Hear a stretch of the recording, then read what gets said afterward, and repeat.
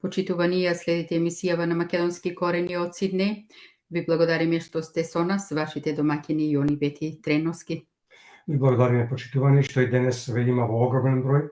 Се надаваме дека ќе успееме да ве убедиме дека не сте го погрешиле, момент кога сте се одлучиле да бидете заедно со нас и во денешното издание на Македонски корени.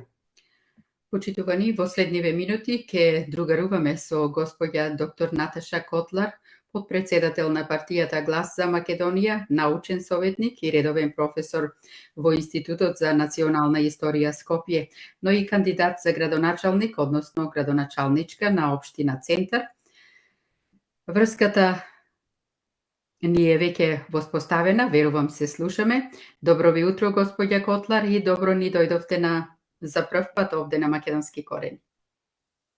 Добро утро, ве поздравувам и да ви го честитам големиот верски празник, Богородица, денешна Пандонос, да сме живи и здрави.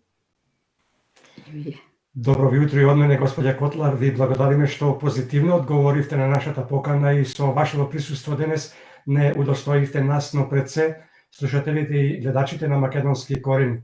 Се надеваме дека ќе имаме плодна дискусија и ќе го задржиме вниманието на сите оние кои што во овие моменти се заедно со нас, но и на оние кои покасно ќе можат да не гледаат и да не слушаат. Да, мислам дека ќе имаме добар разговор.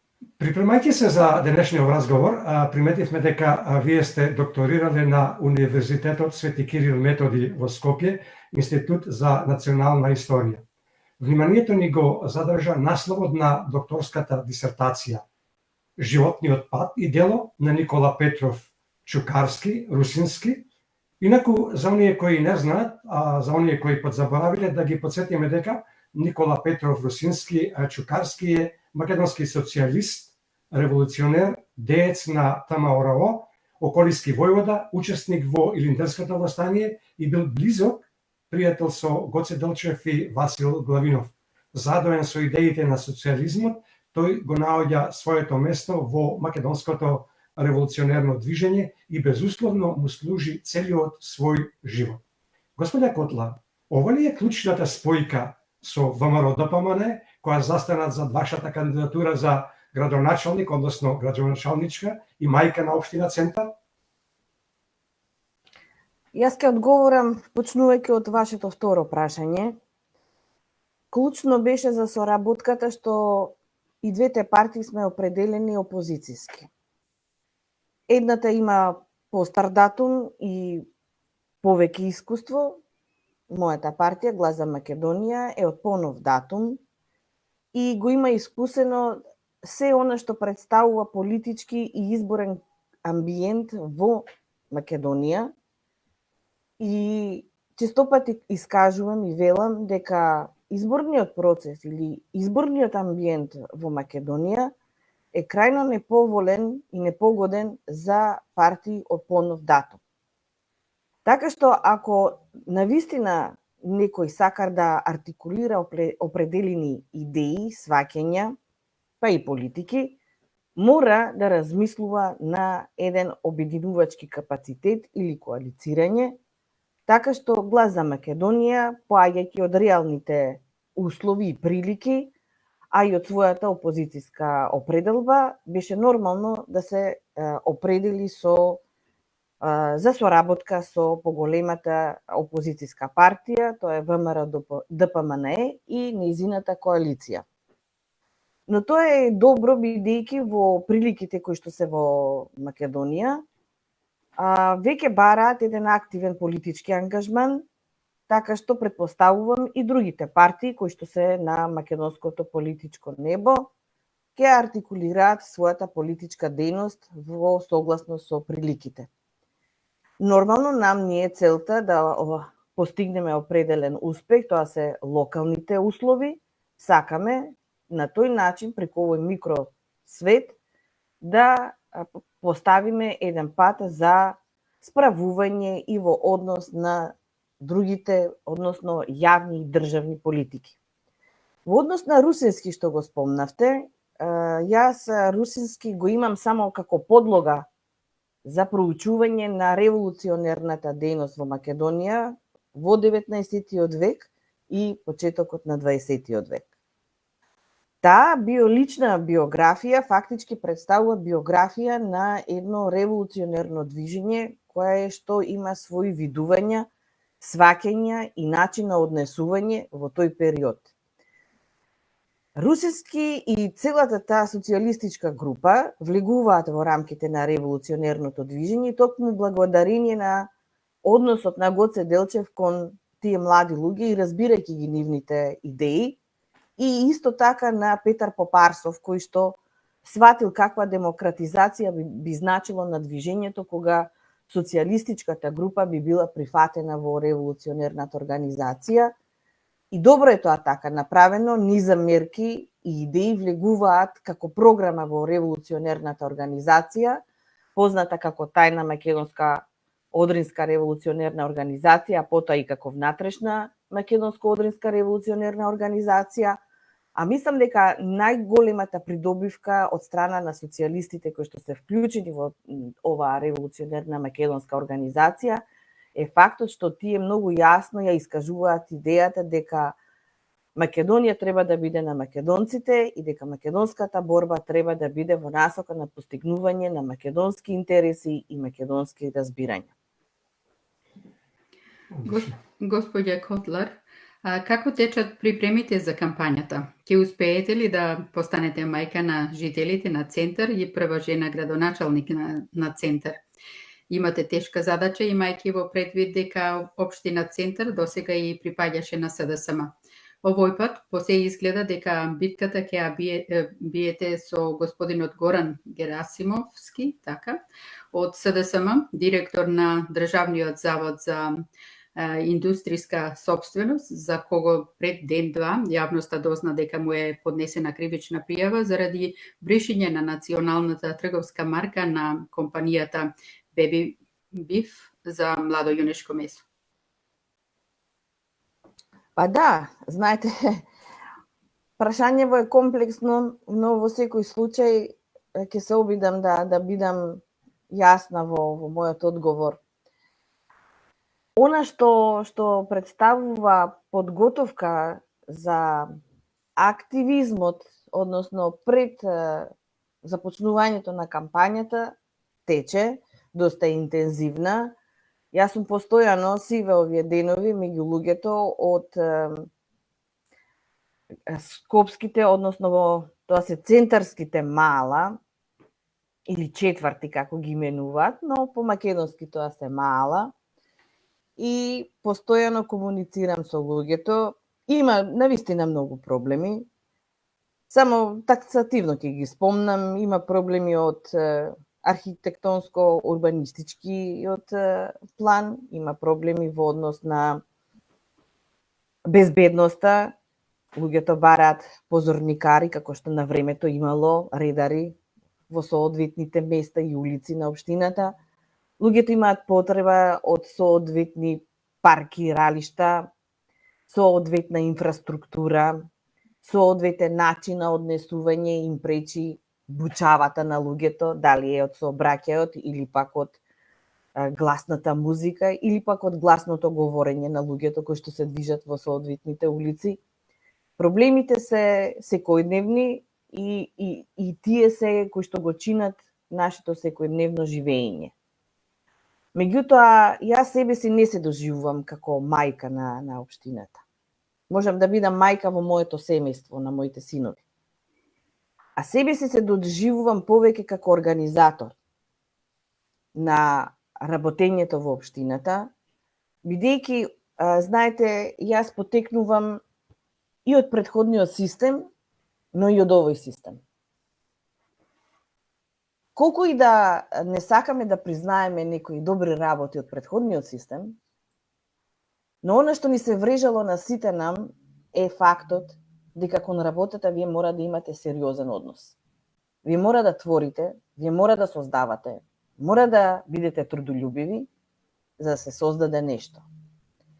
Овие денови како што поминувам, забележувам една нова логика и психологија, можеби таа траела 30-на, 20-на години во општината, каде што се почнува од моментот кога некој бил избран за градоначелник. Она што забележав, недостасува континуитет. И тоа континуитет во работата.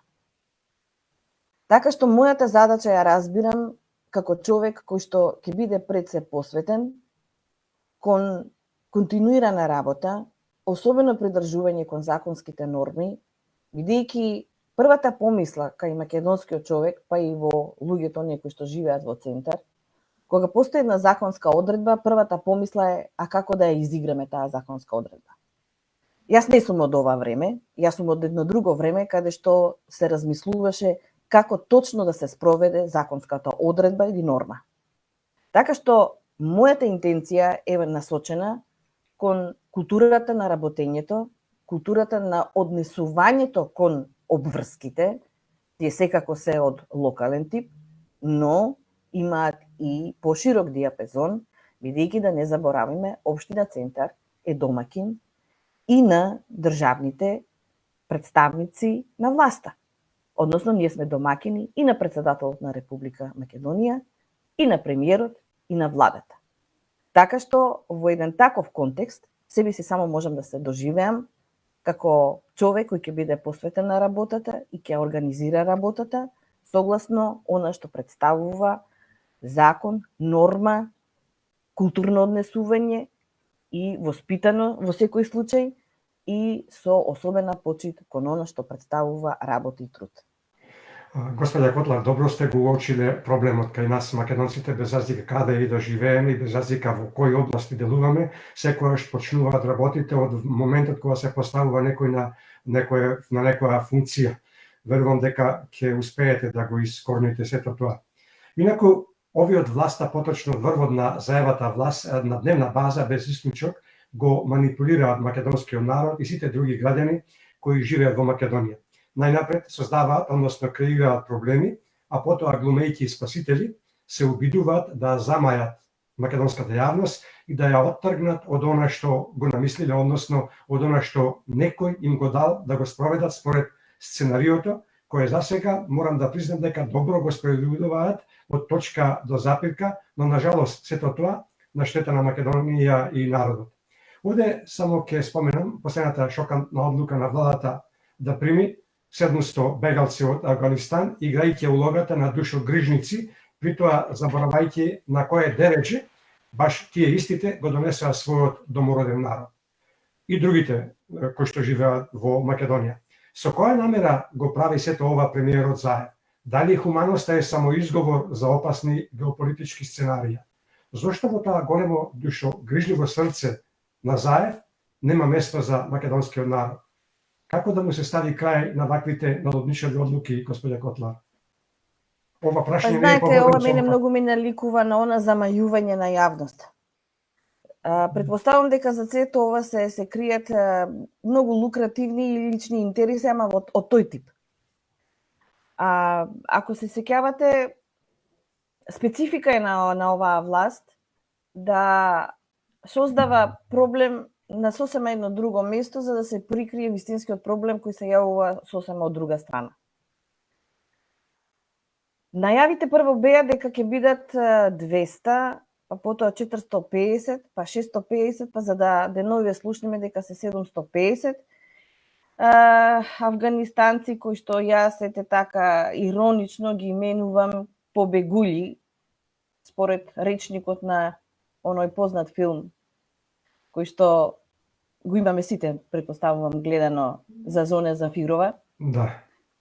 Меѓутоа, работите, мислам, прво, во однос на нашата власт, дека се потребата да се остане на власт со поддршка на странскиот фактор, бидејќи внатрешната поддршка кај нив воопшто не е на соодветниот степен, а конечно тие и така дојдоа врз основа на надворешниот фактор, кој што точно процени каков социјално, културолошки и политички продукт да стави на чело на македонската власт. Тој продукт го имаме во лицето на премиерот и на оние кои што се околу него. И крајно е погубен и навистина секојдневно човек мора да размислува како да се справи со еден таков продукт. Од друга страна, ако размислуваме попрактично во однос на парите, тоа се од прилика и веќе ја земаме основната бројка која што остана од вчера, 750 бегалци. Ако е точна информацијата дека за еден таков бегалец треба да се добие $60,000, ако тоа го помножиме, од прилика ќе бидат тие $45 милиони. Така што претпоставувам дека оваа власт си има направено своја математика, дека се она што ќе биде искористено во земјата, може би и ќе го плати во помал процент, а дека најголемата сума на пари, може би во 97%, ќе ги задржи за себе во личните джебови. Значи, акумулирање на соодветни пари, изимани, и останување на власт колку што се може подолго. Или да сублимирам, каква им се одвива нивната политика во стилот на широко срце, ама краток ум. Господја Котлар, вие доаѓате од образованието. Министерката за образование Мила Царовска не попушта од нејзината упорност, тврдоглаво и по секоја цена ја турка реформата во однос на дигитализација во образованието и покрај тоа што скоро цела научна фела, но и јавноста, особено родителите, се против таквите образовни промени. Имајќи во предвид дека Законот за образование се уште не е поминат во законодавниот дом во Собранието, дали министерката Царовска со нејзините поставки потпомогната од владата на Заев со носење на подзаконски акти, всушност го суспендира Собранието, а да не го забораваме овде и проблемот со личните карти. Ви мириса ли ова на диктатура или тоталитарен режим, господја Котлар? Па знаете, затоа и во моето претходно искажување може би бев толку критична. Ние овој режим го живееме. Само имаат една широко распространета пропаганда, која што низ медиумите и јавното општење спомнуваат како претходната власт била режим. Знаете, секоја власт има недостатоци. Тука да не се лажеме. Но вие да бидете многу полош од претходната која што ја критикувате, да бидете многу понесовесен, многу побезобразен, многу подиктаторски расположен и да имитувате нешто лошо за другиот, а да заборавите на што личите вие, тоа е сигнал дека токму оно што зборува има проблем. Нема слобода. Ние глумиме слобода. Нема демократија. Ние само сме во агонија. Така што сето ова владење ќе обстојува заради надворешна поддршка, огромна политичка и финансиска моќ на соодветни фактори, и тоа ќе се толерира се додека ние не разбереме како граѓани, како жители на оваа држава, дека секој мора прво совесно, но и активно да учествува и да реагира во општествениот и политичкиот живот, бидејќи секојдневието кај нас е многу веќе обременето со многу предизвици. Во однос на министерката Мила Царовска, првата помисла ми е, она што го прави, ако вие сакате да уништите еден систем, една држава, наједноставно вие да го уништите образованието. Бидејќи долго време сум во научната сфера, а од тука и во образованието, забележувам, значи, огромни недостатоци во општото образование на младите генерации. Да не спомнувам дека кај нив има недостатоци од основен тип, од читање и пишување, па да одам понатаму од разбирање, анализирање, протолкување на нештата. Така што јас незиното делување само го гледам во насока на деградирање на образовниот систем, за да се создадат генерации кои нема да бидат функционални пред се самите за себе, а потоа и за општеството, туку генерации кои што само ќе примаат наредби и режимот и диктатурата ќе им изгледа нормален начин на владење. И да не го заборавам и криминалното однесување, бидејќи ќе смета дека тоа така треба да биде. Така што сметам дека колку што побрзо ние како општество сватиме дека навистина се наоѓаме пред сериозни предизвици и дека секој мора да си го даде својот придонес и не смееме да чекаме водачи, лидери, месии, нема такво нешто во современо живење. Секој од нас е и водач, и лидер, и месија, и сето тоа него артикулира и него канализира во таа насока, ние ќе се гушиме во оваа општествена, политичка, социјална и културолошка агонија. Господи Котлар, уште малку околу оваа тема. Владата на Заев преку Министерството за внатрешни работи, поточно преку министерот Оливер Спасовски, со носењето на подзаконските акти, успеа да ја протнат Северна во личните карти, со што им угодија на комшиите, но и на коалициониот партнер. Каков е вашиот став по ова прашање, господе Котлар? Каде се невладините и граѓанскиот сектор да го кренат гласот? Хајде од последното. Тие што ги спомнавте организациите, тие си се добро снајдени во системот. Добија убави вработувања, беа назначени на соодветни места каде што се добива соодветна убава плата, во македонски услови зборувам секако.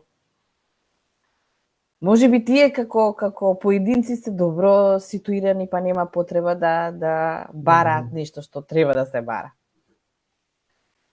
Она што го спомнавте во однос на личните карти, па сега слушнав и во однос на пасошите. Знаете, јас претходно ви спомнав, оваа власт дојде со надворешен фактор. И ако сака оваа власт да остане, тогаш ќе се однесува како што е напишано во Преспанската спогодба. А Преспанската спогодба има странски ракопис, не е македонски ракопис. Ако тој странски ракопис на овој лик, што е сега премиер во оваа земја, му има речено дека мора така да се однесува ако ги сака погодностите финансиски и политички, ние треба тоа да го трпиме. Сета она козерија што има во парламентот од коалиција на власт, тоа се луѓе, прво, кои немаат појма како треба да се однесуваат во еден парламент, доминираат личните интереси, партиските, нема таму идеологија, која идеологија во ова собрание ја видовме. Фактот дека собранието е суспендирано е факт.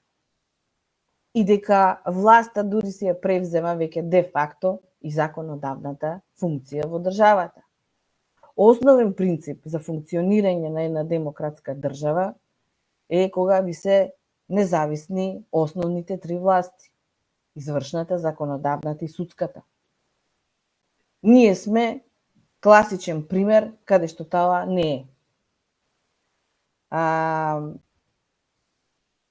Дури го доживам сето ова како едно безобразно насилие, по секоја цена во личните карти да биде вметнато на несреќно име Северна, која што само на власта ги е погодно. И таа, мислам дека со тоа како да врши еден инатлив однос кон народот кој пак не го прифаќа тоа. И кој што пак го видовме резултатот на референдумот на она изјаснување на 30 септември 2018 година. Јас го доживувам ова само како инаетење, а знаете, инаетењето обично е карактеристика или на премногу интелигентни луѓе, или на премалку интелигентни луѓе, А овие кои што се наша власт, мислам дека се во вторава категорија, но затоа колку што се по-неинтелигентни, толку се и по-агресивни и безобразни. Така што, она што не представува законско, и во однос на личните карти, и на пасошите, ако се сеќавате, деновиве беше најавено дека министерот за надворешни работи на Грција ќе дојде во Македонија и ќе врши инспекција на исполнувањето на одредбите од Преспанската спогодба. Ами ние кого да пратиме во Грција да видиме како се спроведуваат одлуките во соседната држава, која што не нашла ни за сходно да ги смени таблите кои што се во непосредната близина на границата со Македонија. Така што целата оваа агонија и безобразие и на политички и на општ план потекнува, значи, од луѓе кои што ја сваќаат власта и владењето само како лична алатка и инструмент и крајно имаат заборавено дека политиката е создадена за да се управуваат државите, народите, но за едно општо добро. Што да ви зборувам понатаму? Дека треба до 2024 година сите да ги смениме нашите документи за лична идентификација и каде што ќе ни биде така ставено на северна, па тоа е само инаед и не знам, нефункционален инаед. На нешто што целата јавност не го прифаќа. Има прифаќа, ама ете, нека тие им се покажа колку беше на референдумот, кој што беше и крајно злоупотребен и колку што може да сака да влијаат на резултатите, не може. Толку, 20% заедно со албанската популација малцинска. Толку. Мора да побрзам малку. Кога сме кај насилието, господја Котлар, како гледате на одлуката на владата да им се одземе дел од основните човекови права на дел од населението, се мисли на оние кои што не се вакцинирани против COVID-19, а со донесените мерки не смеат да влегуваат во одредени места? Па, видите, мислам дека карактеристика е на нашата јавна власт да носи одлуки кои што не се засноваат ниту на анализа, ниту на синтеза. Значи, ако се направеше соодветна постапка во таа настока, ако се анализираа податоците соодветно, ако се анализираше, но исто така и се слушаше стручната јавност, но вистински стручната јавност, мислам дека тие мерки ќе беа во друга насока. Овие мерки се сеа и дискриминирачки, меѓутоа јас мислам дека се и диктатор. Може ни се ограничат правата и слободите, како што видите, меѓутоа на тој начин ни нема ни да ги гледаме и другите постапки што ги прават во однос на бегалци, во однос на пожарите што беа и трошоците околу пожарите, причините околу пожарите во Македонија и низа други случувања. Еве, повторно да го спомнам, суспендирањето на парламентот, кој е де факто, тоа не е де јуре, но е де факто. Така што сето тоа јас само го толкувам како ограничување.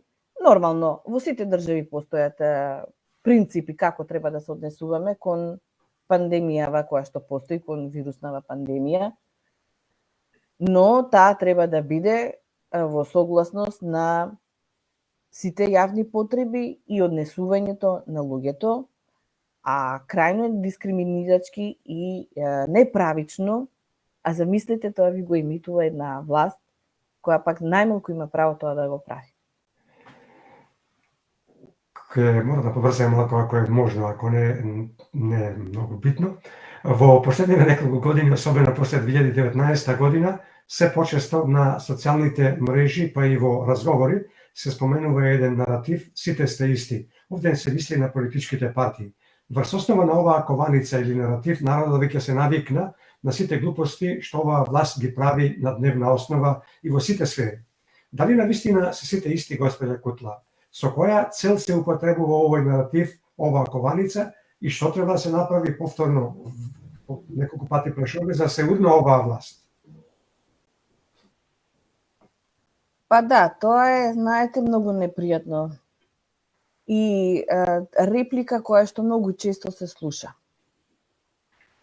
Јас верувам дека луѓето се крајно разочарани и недоверливи, бидејќи во овој систем на 30 години владење во независна Македонија, ние не изградивме соодветен принцип која ќе биде нашата стратегија, кој ќе биде концептот на владењето, која ќе биде визијата на однесувањето. И од тука, онаа генерација која што го почна управувањето на земјата во независна Македонија, немајќи ни концепт ни визија како сето тоа треба да го прави, се замислија дека власта колку е на некој начин обврска, толку е повеќе моќ и привилегија. И како изминуваат овие сиве овие години, претпоставувам дека во логиката на повеќето што биле власт и позиција, нивната логика секогаш било привилегија, власт и злоупотреба. Така да во ова веќе време, убаво навлезени во 21 век, таквата логика, таквата филозофија веќе не може да помине, бидејќи конкретните проблеми во земјата и во живењето ве тераат на сосема друга активност. Но промените доаѓаат само врз основа нели на политички активности, а тоа е непосредни избори.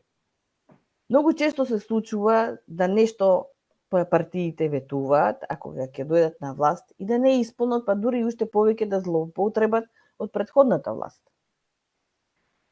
Така што оправдување наоѓам само во таа смисла. Но во исто време, како што спомнав, јас потекнувам од ново формирана партија, која што делува 4 години во македонскиот простор, и знам дека нам ни е многу потешко заради ова претходно што го спомнав, оставено како политичко наследство и однесување. Меѓутоа, за да не бидеме сите исти, мислам дека сите треба да си погледнеме внатрешно во себе и да ги пронајдеме кои се они капацитети кои можеме да ги впрегнеме во општото добро. Дали ќе биде нашата работливост, дали ќе биде нашата честност, дали ќе биде нашата посветеност, нашата волја или совест, секој треба во себе да погледне. Друго, за да направите вие еден збир, една цврста рака која ќе делува на овој простор, прво вие само лично треба да бидете силни, за да можете да артикулирате или да создавате нешто заедничко. Така да ова што ми го спомнавте, мислам дека веќе упатува на нештото дека крајно е време од пасивното однесување да се префрлиме на активно однесување, но пак ќе повторам, прво индивидуално, а потоа групно, па после и општествено. Ако ние тоа не го расчистиме како луѓе, како поединци, а потоа како група, верувајте, уште многу години ќе поминат. Не сакам да спомнам период како за време на османлиското робство, меѓутоа некој таков период предпоставувам, но се уште верувам, имам верба во совеста и во волјата на поединци во народот, за да можат и тие понатаму да охрабрат други поединци за промени и поквалитетен живот. Пред одржувањето на локалните избори, закажано е одржување на попис, кој треба да започне на 5 септември и да трае до 30 септември. Директорот на Државниот завод за статистика, господинот Апостол Симовски, до пред некој ден не можеше со сигурност да потврди дали ќе успеат да ги потполнат тимовите за попис и тимовите за инструктори за попис. Симовски покрај тоа што изјави дека како институција се спремни да спроведат попис, не потврди дали пописот конечно ќе има попис или пак повторно политиката ќе го има задниот збор и ќе се одложи пописот. Какви се вашите сознанија? Ќе има ли попис или не? И ако има, дали ќе биде успешен со оглед на моменталната состојба со COVID-19, пред се со оглед на расположението на населението дека не се спремни да пуштат попишувачи среде четвртиот бран на пандемија. И уште едно прашање, дали вие од Глас на Македонија би поддржале електронско попишување како што предлага ВМРО ДПМН со цел спречување нели од ширење на COVID-19, но и од намерата за агитирање кај гласачкото тело за локалните избори? Па да, оваа тема е доста комплексна околу пописот. Искрено да ви кажам, информациите не се доволно јасни и отворени околу сето тоа. Меѓутоа, јас ќе се задржам на основниот проблем. Пописот представува основна статистичка постапка во секоја држава и таа е неопходна и се одвива на секој 10 годишен циклус. И толку. И таа ни е потребна за да можеме да креираме соодветни политики и во демографијата, и во економијата, и во земјоделието и така натаму. Проблемот во оваа постапка во однос на македонската статистика, односно попишување, е што оваа наједноставна, најнеопходна постапка во секоја држава кај нас е исполитизирана. Ако нешто што треба да представува статистичка постапка, веќе ви станува сериозна политичка нарација, каде што се трудите по секоја цена да вметнете и огромна пропаганда околу сето тоа, значи нешто не е во ред.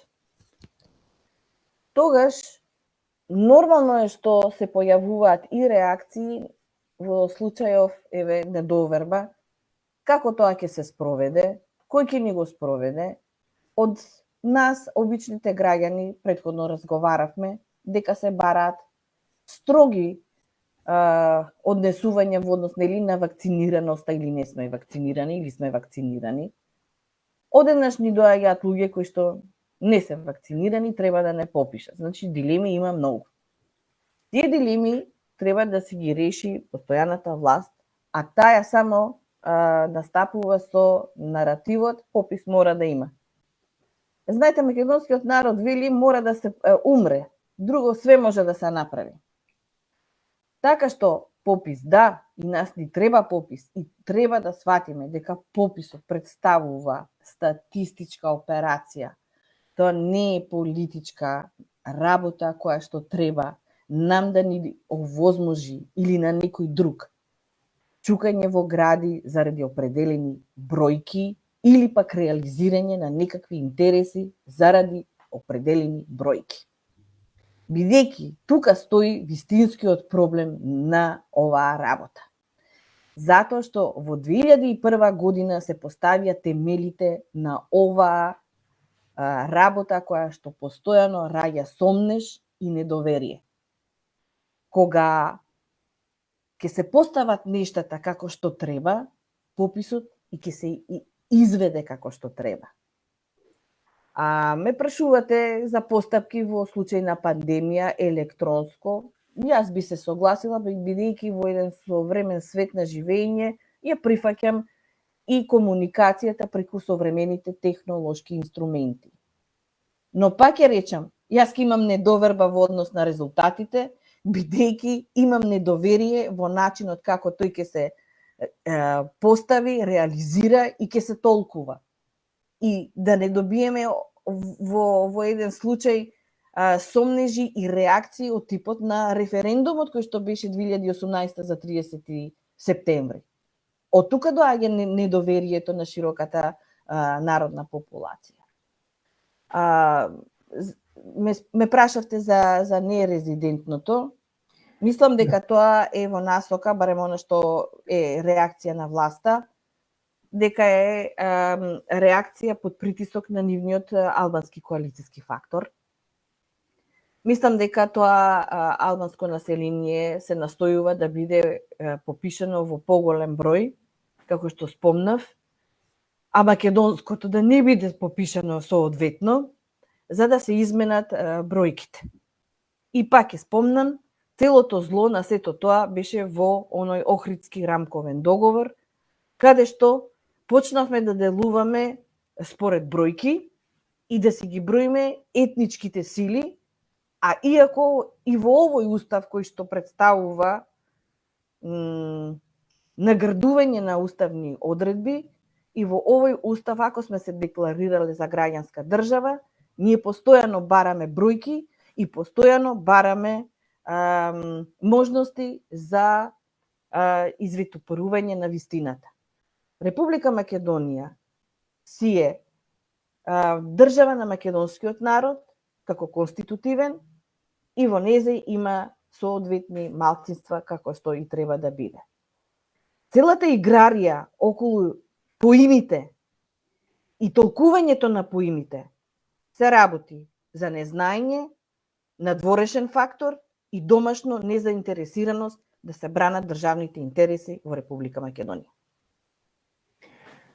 Господе Котлар, кога го спомнавте нерезидентното население, некако се стори вакуум поради неангажираност на одреден број на политички партии, меѓутоа уште поважно тоа е онаа кованица која што ја прати пиар системот, овие пиар медијата што работи за власта, пушти една мува во иселеништвото дека нашите податоци ќе биделе злоупотребени и многумина лидери на македонските заедници се фатија како риба на мамец и го промовираа тоа дека ќе биделе злоупотребени нашите податоци доколку сме се пријавиле за попис во нерезидентното население. Ние често говориме овде дека сте на став дека е многу важно ние сите кои што живееме надвор од Македонија повеќе од 12 месеци да се пријавиме, да се само попишеме, за да покажеме дека не има да го крениме гласот. Тие и така, ќе, што ако наумиле, ќе ги злоупотребува. Меѓутоа, ми се чини дека можноста да ги злоупотребат, доколку се пријавиме, е помала од она можност ако не се пријавиме, имајќи во предвид дека тие ги имаат сите податоци, па можат полесно да ги злоупотребат тие податоци. На кратко ќе прашам, како е вашиот став по ова прашање? Дали оправдувате македонците кои што живеат надвор од Македонија повеќе од 12 месеци да се попишат, да се запишат, да се само попишат, бидејќи воспротивно се самоуништуваат? Би сакаме да го слушаме вашиот став на ова прашање, бидејќи времето ни одлета малку побрзо. Да, се согласувам со вас. Јас сметам дека треба да бидат попишани. Јас се сеќавам на времето во старите статистички податоци, секогаш беше издвоен бројот на луѓето кои што живеат во странство или се водат како диаспора. И тоа го имаш во статистичките податоци порано. Меѓутоа, нам е многу неопходно да се знае каде е најбројно македонското население во ова, да речем, наша планета, бидејќи не има на сите континенти, и сакам да биде евидентиран соодветниот број на македонците. Злоупотребата секогаш може да се случи ако имате еден ваков фактор кој што треба да го спроведе пописот, не само да живеете надвор од Македонија, туку и во Македонија да живеете, злоупотреба на податоци може да има, ако тој што треба да ги спроведе сите овие постапки пристапува со нечесни намери. Мислам дека е јасен одговорот. Господја Котлар, ви благодариме за учеството во Македонски корени, причини задоволство. Ви посакуваме успех, посакуваме да успеете на престојните локални избори. Имајте си убав викенд, останете ни во добро здравје, заштитени, пријатно, до слушање и до видување наскоро овде на Македонски корени. Ви благодарам за вниманието, искрени поздрави и да се видиме во друга прилика. Пријатно довидување, останување во контакт.